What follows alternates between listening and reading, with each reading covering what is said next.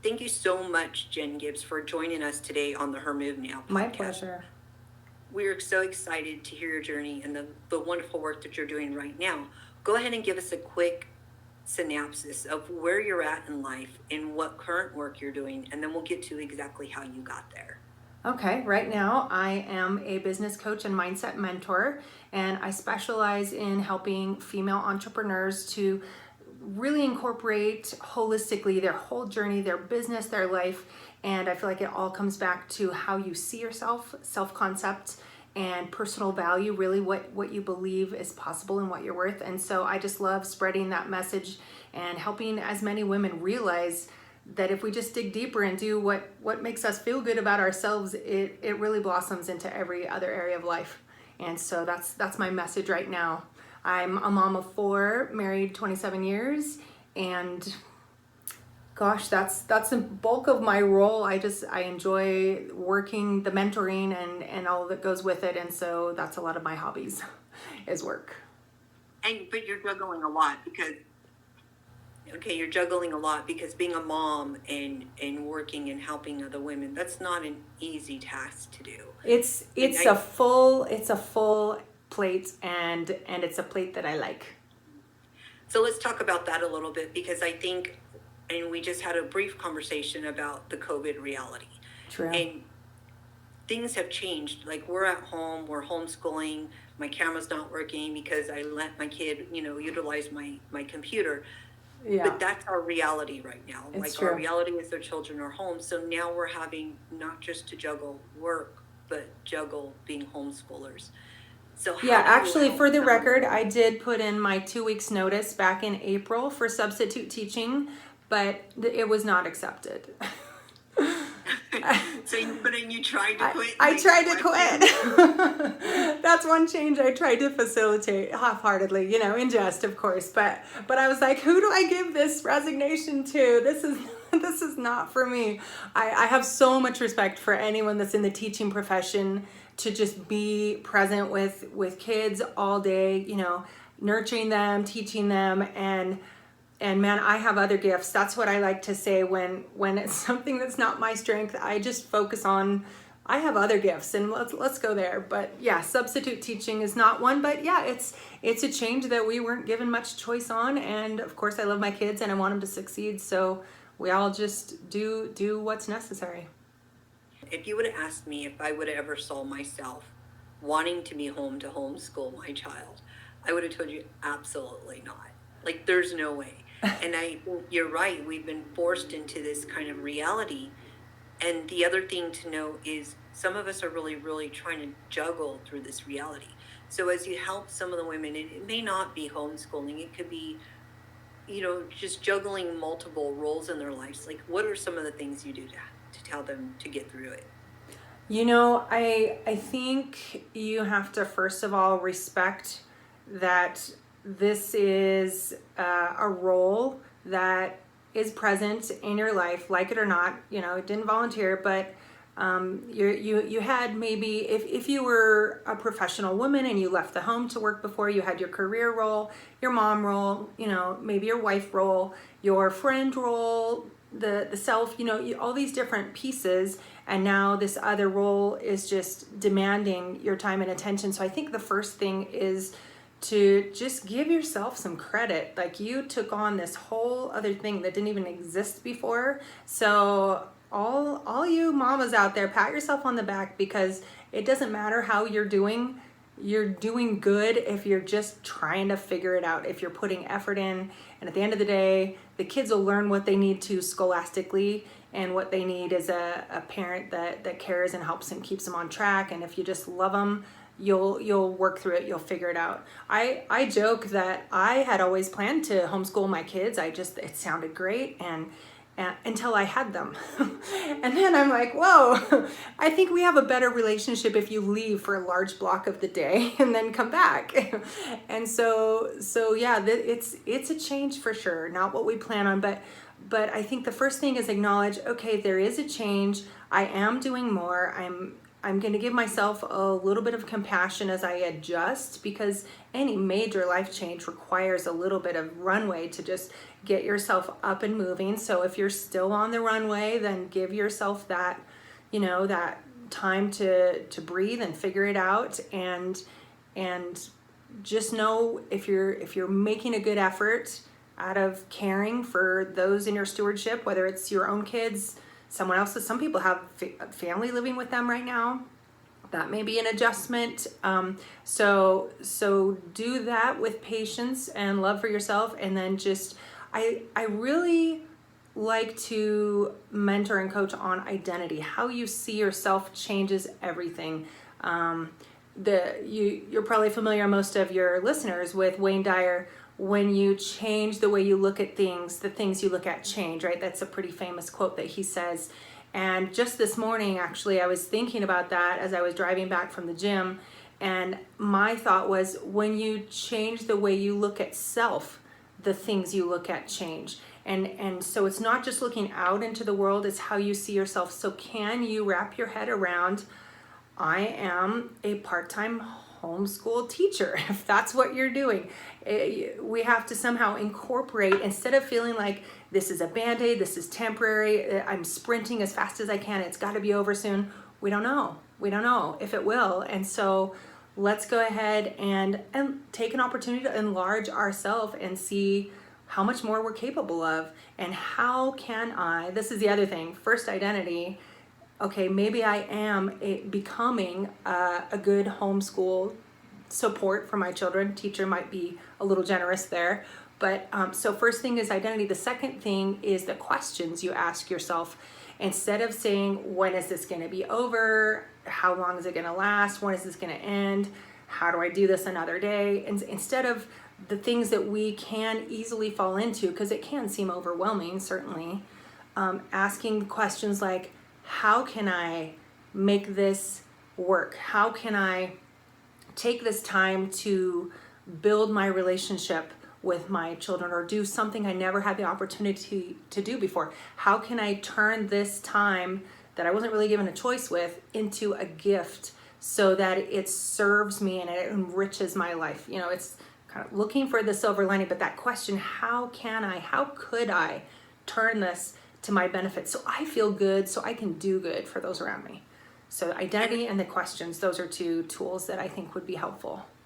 And that really goes to perspective, like Absolutely. your perspective on the situation, and looking at it from the positive lens versus, oh, this is horrible, I have to homeschool my own child. Yeah. And I, personally, as, a mom, I took that on because there were a lot of things that I didn't agree with the school systems, and I won't get into that whole political Sure. mess.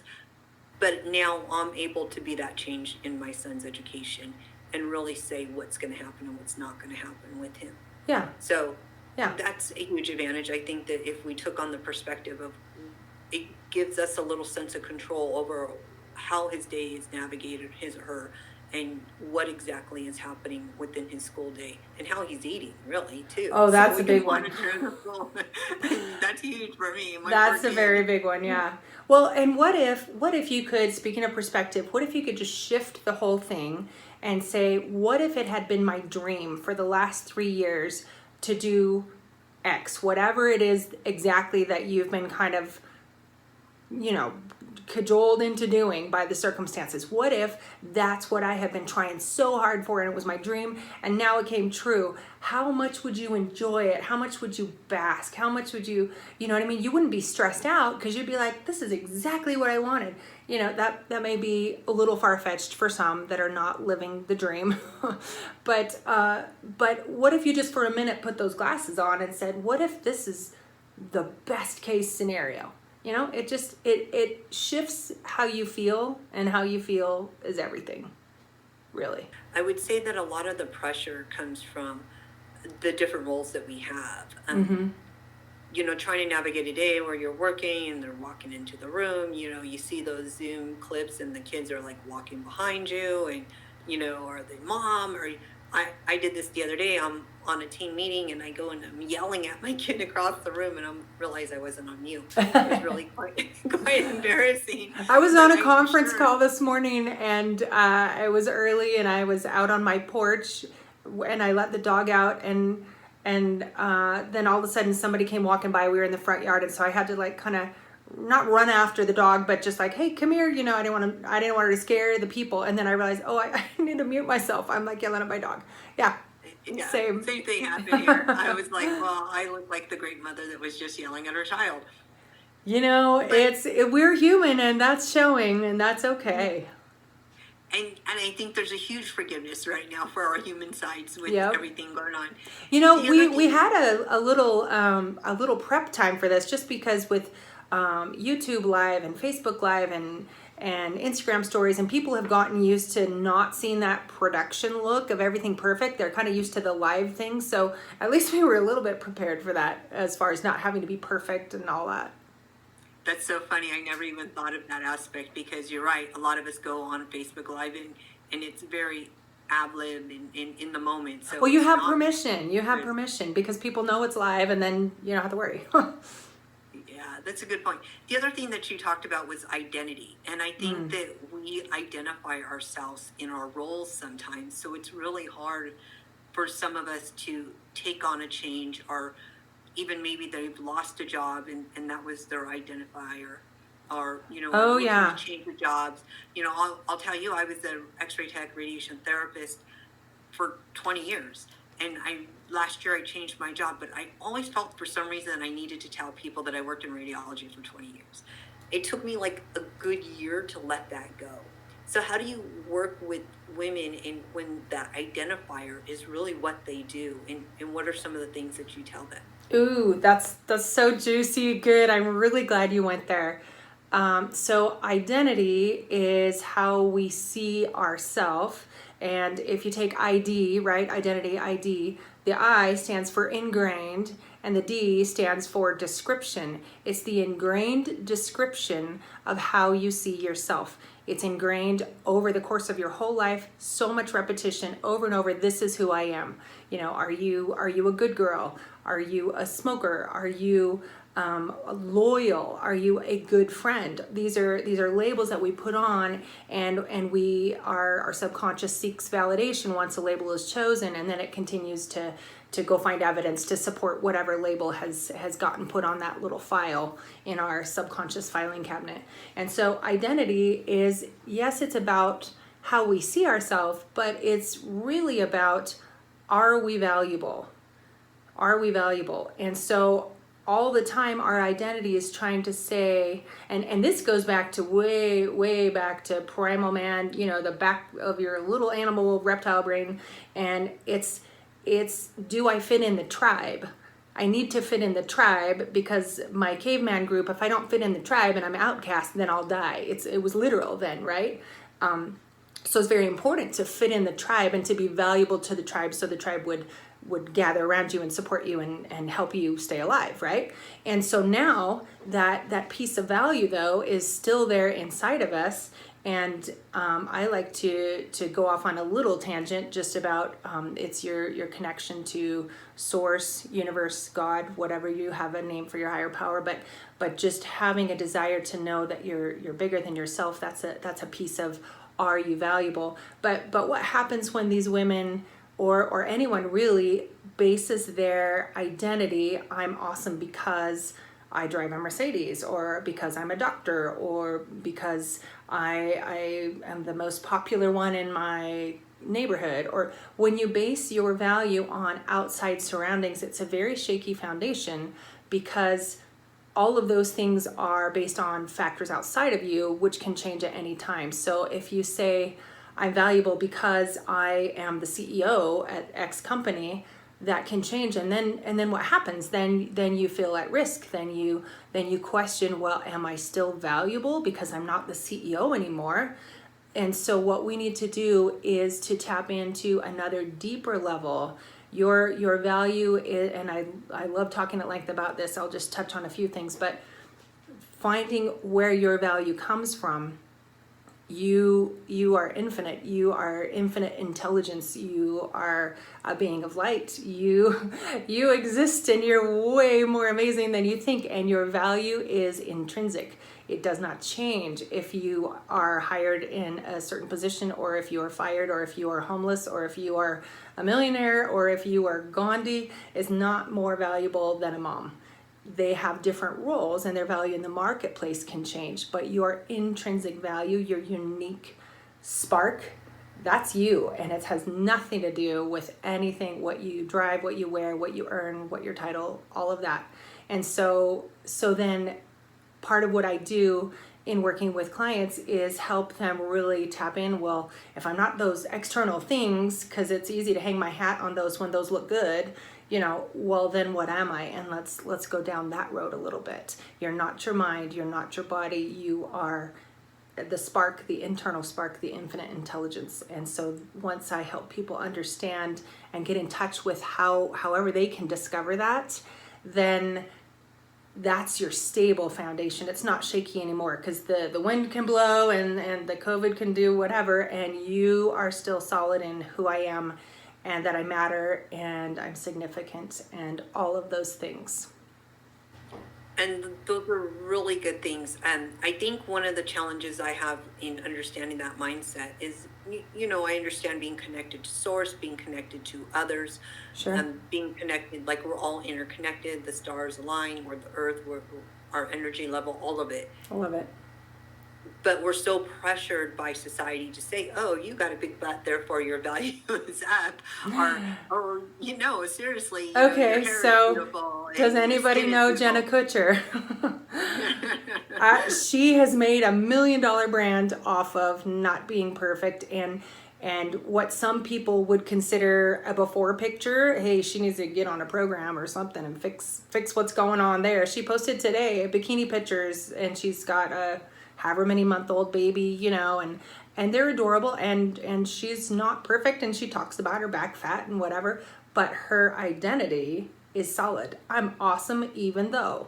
I'm good enough even though. And so we all have these areas where we're like, yeah, I'm awesome except for that one thing over in the corner. Let's put some on top of that so nobody sees. But your whole self is awesome, and it takes a while. It takes a journey to really understand and believe that, sometimes consciously, but even subconsciously, it takes a little longer to really just understand and wrap your head and your heart around how awesome an individual you are. I remember when I learned this concept, and it was way before I had got into coaching or anything like this. It was, oh man, probably 15-ish years ago. And I was looking at pictures of dancers and athletes, female, I had the fitness magazine for women, and I would thumb through and I'd be like, these women look amazing. And I wasn't working out regularly, and I have 4 kids, and I was in the middle of like the young kid thing when it's harder to find or make time for yourself. And so I was comparing my mom bod to these magazines, and I'm like, dang, what do they want to do? And in my mind, I was kind of looking for what diet were they on, what's the quick fix, whatever. And I remember the moment where I had the switch over, and it's like, I want to look like an athlete. And then I had then the light bulb came on, and I was like, if you want to look like an athlete, you need to be an athlete. and it didn't even make sense. It was like a foreign language. When that thought first came in my head, that realization, I was like, no, there's got to be another way. There's an easier way. There's a lot of women that look great and they're not athletes. Well, but then I couldn't reconcile in my mind how to get there without becoming an athlete. So then my problem was, I'm not an athlete. That was my self-concept, is I'm not an athlete. And so I can't have that. Well, so then I'm stuck, right? That's where a lot of people find themselves. I want this, but I'm not. And so now I'm stuck, and there's a gap. And how do I get across the gap? I don't know. Well, that turned into me slowly getting into fitness, which is a whole other story. But eventually I went on to teach Zumba, and that's a big part of body confidence and using the feminine form and carrying that feminine energy as part of growing your business and stabilizing your self-image and things like that. But in the end, now for the last several years, I have become an exerciser. I have become an athlete. I joke I accidentally ran a Ragnar. So if you don't know that, these are the 24-hour plus races. They go all night. They're in shifts. Are you familiar with those Ragnars? I ran one. You ran one. Okay, so you know exactly. As far as the Ragnar, like that was the most fun of one of the races. I've run several, many half marathons. Nice. And so the Ragnar was far the best. Oh, I have total respect. If you ran a half marathon like all in a row, like real style, then I have respect because I wasn't a runner. I always said I wasn't a runner. I do dance fitness and that's different. I like to weight train, but running, like that's hard. And that was not my label for myself. Runner was not a label that I put on myself. But my friend called me at the beginning of last year and she's like, hey, we have a spot on our team that opened up. Would you do it? I know you're already kind of fit. And I'm like, okay. So I think I had 3 weeks to train for it. And it was intense and I had, it was outside of the scope, but every day that I would do it, I would just continually surprise myself. Like, I did not know I could run 2 miles like that. I did not know I could run 3 miles. I had no idea. So that really stretched what I saw myself as capable of doing. And, athletic events, of course, build mental endurance too, because you're constantly back and forth in your head. But I ended up accidentally, I say, running a half marathon because my 3 different legs totaled up originally to about 11 miles, but there was a mix up on the last leg. And so instead of running 4 miles to the finish, I ran 6 because I took someone else's leg and they came out and they're like, what's taking you so long? And I'm jogging along, trying to get there. I'm like, this is not 4 miles. So I joke, when I put it together, I accidentally ran a half marathon and yeah, it was a fantastic experience, fun with women, fun to see what you're capable of with a new measuring stick. Yeah, so. Exactly. The funny story, though, is I cannot Zumba. I have tried everything, and I am not, like, when we talk about strengths and weaknesses, throw me some heavy weights, throw me there you a go. running course, and I'm good. Expect me to do a Zumba dance, and I will be the girl at the window watching these ladies Zumba, and I'm just, like, completely envious over what they've been able to do. Well, that's the funny story too. And speaking of change, which is your theme, of course, I'm almost 5'10". I'm 5'9.5", and I had a huge growth spurt early on, and I was just super awkward for like 20 years. I joke I didn't get coordinated till I was like in my 30s, and so I would try to dance. And it was not pretty. It was not good. And my good sweet husband, he tried to be supportive. And you know how some people go out for American Idol and it's just kind of a train wreck, and you're like, someone that loves them should just tell them it's not their gift, right? In the most compassionate way. But so that's what he tried to do, because I couldn't get myself to exercise, so I had to find something I liked so I would at least show up once in a while. And so that's what I did, is I go to these Zumba classes, and it was bad, and I was in the back, and I was like, okay, dim the lights, I don't want anyone to see me. But then I started having fun, and then I started kind of getting the hang of it. And this is actually one thing that most people don't know. When you move side to side and in these different patterns that I kept trying to do to follow the teacher in the class, you actually rewire your brain. You connect your left and right hemispheres, and you get coordinated. They actually have stroke victims that, as part of their rehab, sometimes they will have them crawl so that they knit those pathways back together between right and left side of the body in their brain. And so I'm dancing in these classes, and at first I'm like this awkward 15-year-old, like I'd walk through a door and I'd smack my hip because I wasn't even aware that it was bigger or whatever, because I had hips when I got to be a teenager.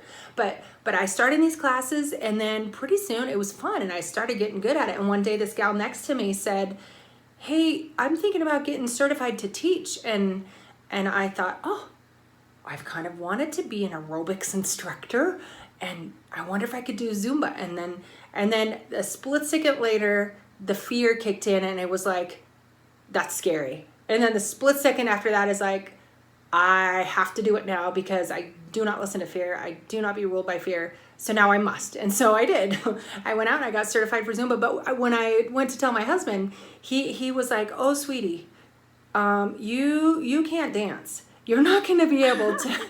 I love you. And I'm glad you're enjoying it. But I don't think you should be an instructor because you can't dance. And I'm like, no, I got it.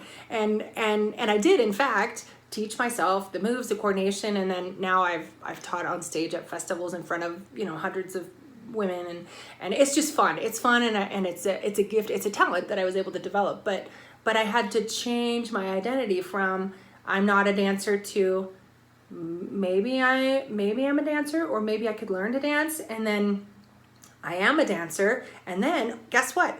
I'm an athlete, and guess what? I look a lot more like an athlete body than I used to when I didn't do any of this stuff. And so I was able to give myself that new identity, that new label as I am an athlete, and I like it. I'm not an athlete like competing in the Olympics, but I'm athletic. I think most people would consider me athletic, but I had to work my way into that identity. But you can. So it's so interesting. It's so interesting because what I'm hearing is that there's two different ways that we incorporate identity. Identity could be good in the sense that I want to be athletic, therefore I'm going to take on these new challenges and I'm going to conquer this, and I'm going to have that mental thought and that vision of me as an athlete and go for it and accomplish. But there's also that negative side of I'm a CEO and this is my value and this is my identity, and when it's gone, therefore I'm lost. Yeah. So I think as individuals, we just really need to be careful on how we identify ourselves, whether it's something that can be devastating, or how to maybe multifaceted our identity so it's not all in one basket where we feel valued just because we're CEO and not necessarily because we're an athlete. But if we find value in many of the things and many of our identities, because I'm a mom and I truly value that, and I'm a good leader and I truly value that, and I do consider myself a runner, stagnant and snail-paced these days, but I have always identified myself as a runner. And I will tell you, like, some of the running has been taken from me, so it's been hard to navigate that Jana is a fitness girl because of that. But, so I think that just brings some relevance, that it could be a good thing as an identifier, as a pusher and a goal motivator. And they talk about that when we talk about brain changing. I've read the book. I'm like a total brain geek about the brain that changed itself. They did talk about how you could use some of these tactics to be able to be motivation and hit peak performance and do things like that, is by some of the same tactics that they've used with these stroke. Yeah, and you can usually apply, or at least use as a jumping off point, some of those kinds of things. Let me just briefly do a quick exercise for everyone listening right now, and you can just mentally raise your hand or not. Would you consider yourself broke? A lot of people are like, oh, I'm so broke. I'm broke till payday. Not realizing, so just reflect on if you would have raised your hand if you're like, yes, I'm broke, or no, I'm definitely not broke. It's a label. Broke is a label. Broke is an identity that you may or may not have subscribed to, right? And so that's just a quick check-in for what labels am I running around with that I've accepted for myself that I may not want to claim. Like, if you sit and evaluate, do I want to call myself broke or not? Well, no, I don't think anybody wants to. For one, it means you don't have money is what we're referring to. But then words are so important, and they do so many different things in the mind. Broke doesn't only refer to money. It also refers to broken, as in not okay. So anytime you say, yeah, I'm broke, if you speak those words out of your mouth, that's an affirmation. People don't realize affirmations can be negative too. So if you find that your identity is where it once was, I'm CEO and I feel awesome about me because I'm that, well, you still have earned that position. No one can take away that level of achievement. Just like if a boxer wins a title fight and he's got the belt, and it's a year, and he's walking around with that belt, and it's like, I'm the champion, and then but then the next year comes around and he loses the title, and somebody else starts walking around with that belt. Does that mean he's not a champion anymore? No, of course not. He earned that belt. He had it for his year before it traveled to the next winner, and he will always be the champion that wore that belt. Just like the CEO that has been displaced will always have that identity as I reached that level. That was an achievement. No one can take that. But if you now feel disconnected from that, and you feel the unemployed label has replaced the CEO label, then does it mean that you didn't have success? Does that take away from your achievement and who you are? If you've been in that position, you have highly refined your skill sets, yourself, you did it. And so you still keep that. And if we need to wrap our head around another something that helps us feel valuable, honestly, I would submit that if you get the bulk of your feeling of self-worth from your professional title, then it's a great time to reflect and say, have I been terribly out of balance? Have I only built value in this one area of my life? And is this an opportunity for me to now build value in my home, in my relationships, in my community? Where else can I shine and build value? And more than likely, if you sit down to look at, okay, what else do I have going for me? You'll start to realize, I've probably done a lot of good things that I didn't give myself credit for, because you don't become a CEO by high performance in one area. You're gonna be a high performer. You're gonna be a high achiever. So a lot of times that reflection piece can just help you start to identify, I actually have value over here.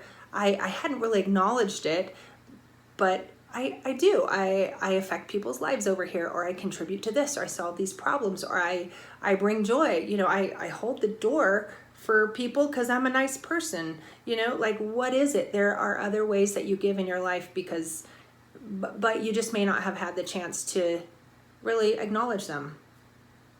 Those pieces of yourself. That's a great point. That's a great point, because I also think that we need to look at seasons in our lives and who we are and what we're doing. So I could be a leader, or let's just take example, I was an x-ray tech therapist for 20 years, but that wasn't serving me anymore.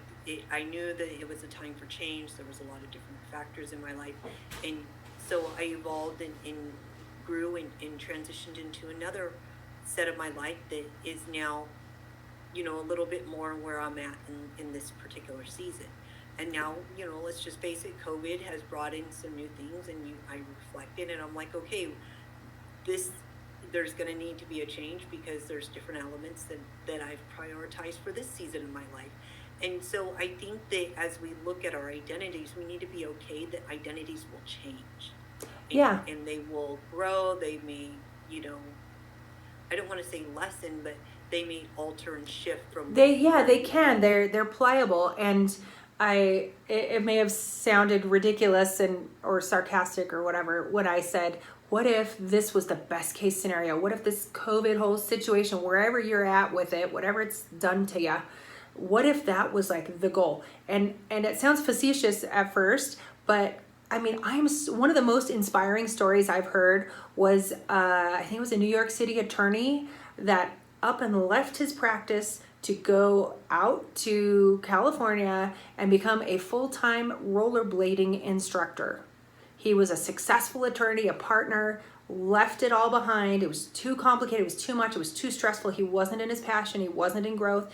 And he's like, I'm going to ditch all the material stuff and I'm going to go do what makes me happy. And did he take a pay cut? Yeah, I'm pretty sure. They don't do that well with teaching rollerblading on the boardwalk in Santa Monica or wherever he went. But the idea is maybe there's just a different kind of happiness waiting for you. But not if you're still mourning the old whatever it was. You have to be able to open up to the possibility, but that maybe new could work. Maybe there's cool stuff here, that there's gifts that you haven't seen yet, you haven't received yet in this process. And so I would encourage you to just open and think about it, and collect everything you can that's already there. They say, and I think it's Sarah Braithwaite, I'm not sure who quoted this. I believe she said, scarcity and abundance they coexist at the same time. It's basically a fancy way of saying half empty, half full glass, right? I can look and see all of the struggle. I can emotionally attach myself to, I'm getting anxiety, I'm getting stress, I'm putting on weight. I can live there, or I can be like, this is the most freedom I've had in a long time. I can walk in the fresh air. I can take my kids, to wherever and do something fun and special that I used to never have time for because I had to commute. It's two sides of the coin, and it really is a skill set to be able to flip once you catch yourself going down that road of like, oh, it doesn't feel good, to be able to catch yourself and say, I choose a different reality. Because they both coexist, and you get to pick. Your free will allows you to choose which one you want to focus on and expand. And that's a great point. That's a very great point, in the fact that we get to choose our reality in our perspective, really, like how we're looking at things. Yep. A lot of the media and everything that comes at us is very negative.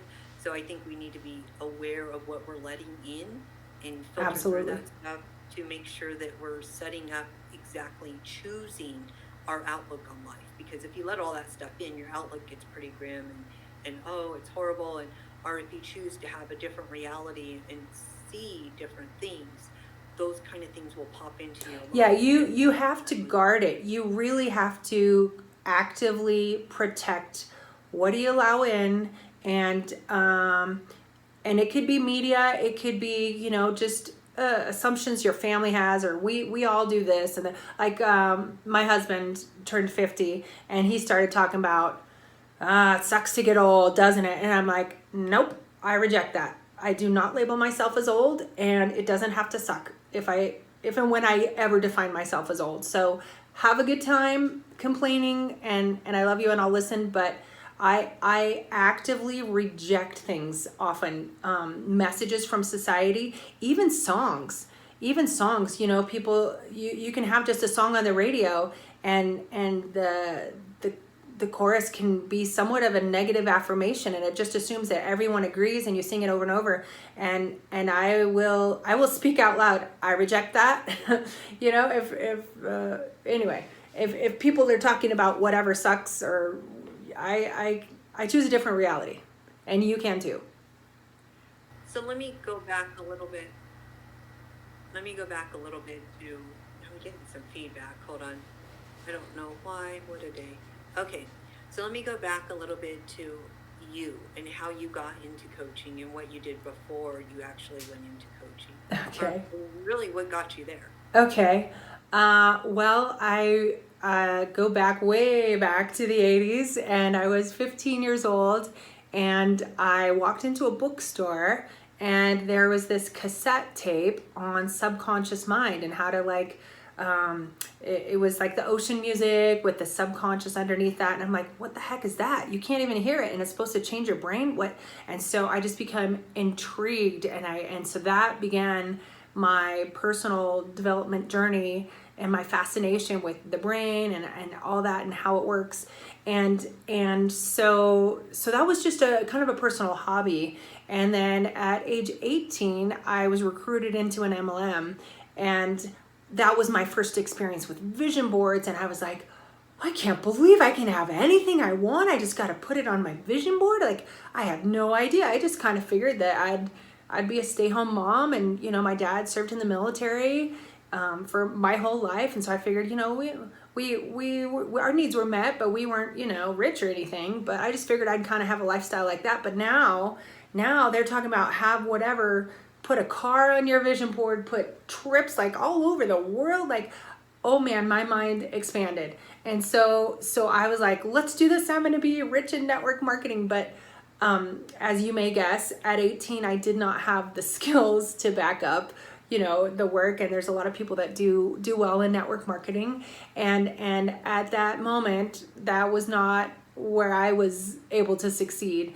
But I kept that vision board concept, and so I didn't do it. I didn't win in business there, but I learned a lot and I grew. And so then I started another business, and that one didn't quite make it. I was still very young and naive. Dang it. So then I started another one, and as I was putting together stuff for my website, I'm like, I'm going to count how many entrepreneurial ventures I've actually had, and it was 14. 14. and most were small fails. One was a big ginormous fail, and that was a heart-wrenching one. I had a manufacturing company, we had a warehouse, we were shipping all over the country, and again, I was naive. I didn't understand all of the elements that I needed to succeed in business. But you learn so much going through a situation like that. So that was my background, fail in business. But it wouldn't die. That entrepreneur in me is like, I have got to find a way to do this. I believe that I can. The belief was there. I believe that I can. I don't know why. Now I know why. I had self-perception that was off. I lacked mindset and skill set. And that's the foundation of what I teach. Mindset, skill set. You got to know what to do. And you got to believe you can do it. And then you got to do the right stuff, right? Which in business is just kind of a small grouping of key activities, right? But so then finally my husband, who was a mortgage broker, at one point says to me, why don't you get your real estate license? Because, once or twice a year a deal comes across, I could just give it to you. And I said, no, real estate's your space. And he's like, well, just come on and do it. So I did. Meanwhile, I'd done all these personal development seminars. I continued to grow. And long story short, when I served my first client and I closed my first deal in real estate, it was like, wow, that positive reinforcement. And I was still not quite where I needed to be in my head at the beginning of my real estate career, because I was like, the money is awesome. I loved having commission. I had always been an employee before I had businesses that lost money. And so commission was like, wow, awesome. I want to do that again. And so I didn't connect it until later that money comes from serving people, and that's a maturing step in owning a business that now I look back and I'm like, well, that's what was missing all those other times, all those other businesses that I started and that didn't go anywhere, because I was trying to market, I was trying to sell, I was trying to figure it out. And it's about helping people get what they want, and if people are happier, then they trade you money for the help. So I finally was able to figure that piece out, which is key. And I did, in my personal development journey, I did lots of work, internal work on money blocks. And I found some very key exercises in my journey that helped me to be able to realize, I have money stuff that was like a wall between me and money, and none of those other businesses could succeed, even if I had understood serving people necessarily. And so working through the money stuff and understanding that connection to people, then in the end, it benefited me. It served me. So I went from like all of these fails, string of fails, to all of a sudden, when I flipped the switch, I got over the money stuff. I understood to serve people. All of a sudden, the switch was flipped, and I went to 6 figures my first year in real estate. And this was from like broke for so many years, decades. And then 6 figures, rock star. I am sitting in my office and I have Rookie of the Year. That's my little plaque. I did more business as a brand new agent than any other agent in my office of about 300. And when I went to the award ceremony and they gave me Rookie of the Year, I was like, I went up, I got my picture. I was like, woo, oh, that's awesome, And I was about to sit back down, and then they said, don't sit down, come back up. You've won Rookie of the Year for the entire state of Utah. And I was like, what? I crushed it, but I had to flip the switch in my mind. I had to get my mind right and figure it out. And then it just flowed. So and from what I really like about your story is the fact that you didn't give up. You know what I mean? Like I hear failure. Oh gosh.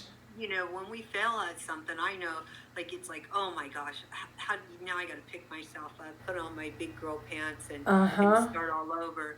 And that's a hard thing to do, like having to start all over and look at something that didn't go well, Yeah. because nobody really wants to admit that, I mean, maybe Oh they no. do, but No, it's no, hard. it was like you swear off, okay, I'm never doing that again. And then you're like, well, oh, maybe this one, this has got to be the one. I can make this go. Okay. But and that's the thing about being an entrepreneur is it's not just like clock in, clock out. It's like you pour your soul and you pour your heart and you work ridiculous amount of hours, and one of the fails in the big one at my manufacturing company, I remember clocking 100 hours one week when we were doing a photo shoot for a catalog, and I was like, this is ridiculous. No one could afford to pay me to do this. But the dream was so there. The dream was strong. And yeah, and you just I insisted, I demanded, I required life perform for me. I must have it. I must. And so I always ask, because we just went on this huge journey and your story is incredible. But what would be one thing, as a coach, as a business professional, as an entrepreneur, that you would like to say to other women? Like the one thing that really helped you remain solid through all of this? That's such a beautiful question, and I would just I would just want everyone out there to know and understand their infinite worth. You have so much value. What it looks like, what it shows up with in your life, it doesn't matter if you're fancy or not fancy, if you're super hot or not hot. None of that matters. You are infinite. You are amazing. You are here for a purpose, and all the rest can get figured out. If there's areas of your life that don't make you feel happy, hang in there, because something is going on, something is in the works, something is on the way. You're being refined to bless you. And so realize you are amazing, you are loved, you are in purpose, you are important. All of those things, regardless of anything outside. You are special. And that is what I want you to know. So I didn't quite get to the coaching part. You asked me how I got into coaching. I would sit down with people at networking and say, I'm an awesome realtor. You know what that means. Tell me about your business. And I would sit down, and for an hour we would talk about their business, and I would say, oh, you should do this, or there's money here. You don't even see, you could just do this synergy over here. And people started to tell me repeatedly, you should be a coach. No, I run a real estate team. Do you know who I am? I'm pretty fancy, No. But universe, God kept nudging, and I would ignore it, and the nudging got louder and louder until I finally acknowledged, I know how to help people succeed in business. I know how to help them get over their money stuff. I know how to help them understand their value. And it is my season to do that. And so I actually didn't choose coaching. I went to all that personal development stuff for me so I could grow my own business. I had no intention to teach or coach or anything. And I was kind of kicked into it. And so now that I have wrapped my identity around, I am a mentor, I am a coach, now it just back in flow, right? That's what I meant to do. And whether I work with people as clients or we just pass in the night, maybe they follow my social and we never actually even speak, I want them to understand this value piece. This shifts everything. If you feel good about yourself and who you are, you walk taller. If you feel good, you do good. If you are confident, you speak up. You have enough. I love it. Lisa Nichols from The Secret. I love a lot of what she says, and she talks about pouring it from your saucer. So imagine you have a teacup on a saucer, and you fill your cup to overflowing, and then what flows over the cup and into the saucer, that's what you give others. You can't pour from your saucer if your cup's not full. So you need to get your foundation right. You need to, if you need an action step here, go and journal. Ask yourself a question, again, back to identity and powerful questions. Why am I so awesome? What makes me amazing? And if you have trouble with that, start with, how do I help people? How do I help the community? How do I help the earth if you don't do good with people? How do I help animals? How do you benefit others around you? Because when you contribute, you feel good, and that can be the start of addressing that identity and starting to find things that support you feeling good about yourself. Jen, thank you so much. My pleasure. Let us know how we can find you. I am on Instagram at Infinite Step Mentoring, and my website, infinitestepmentoring.com. And actually, I've got on there a book, a free book that you can just download. It's kind of the textbook on subconscious mind. It was written years ago by a gentleman, Joseph Murphy, and it's all about how your subconscious mind works. And that's where this identity piece really can do some deep work for you. So I would invite anyone to hop on my website and just grab a copy of that. I think it's 80 something pages, and there's tons of affirmations in there, and take a step, an actionable step, to start learning more about how you're wired and how to reprogram that new, more powerful identity so you can see new results in your life and business. Thank you so much. Thank you, Jana. This is so fun to chat with you. I'm obviously passionate about all this stuff and the work that you do. I'm so grateful that you are here to help assist women through this process of change, whatever it looks like, and keep up the good work.